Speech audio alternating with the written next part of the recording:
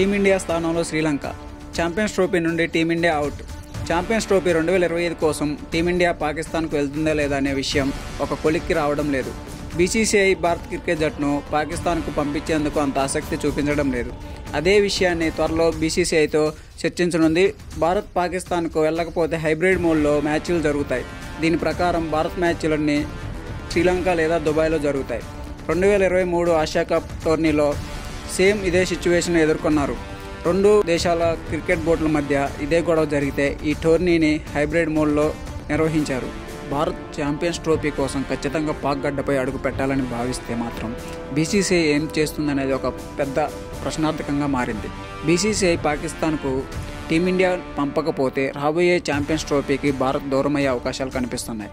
Pak media సంస్థలు ఇలా చెప్తున్నాయి.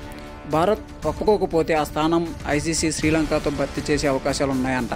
పలువురు పాకిస్తాన్ జర్నలిస్టులు పాకిస్తాన్ క్రికెట్ బోర్డు హైబ్రిడ్ మోడల్ను తిరస్కరించే అవకాశం ఉంటుందని చెప్పుకొస్తున్నారు. ఇండియా పాకిస్తాన్ మధ్య గొడవలు, తీవ్రవాదం, కాశ్మీర్ అంశాల్లో వివాదం నడుస్తుంది. ఈ క్రమంలోనే పాకిస్తాన్ వేదికగా జరిగే ఈ క్రికెట్ మ్యాచ్ల్లోనూ పాల్గొనడం లేదు టీమిండియా జట్టు. 2023 ఆసియా కప్ను సైతం బహిష్కరించింది టీమిండియా. ఇప్పుడు కూడా అలాంటి నిర్ణయమే ఉంటుందని, మార్పు ఉండకపోవచ్చని వార్తలు వస్తున్నాయి.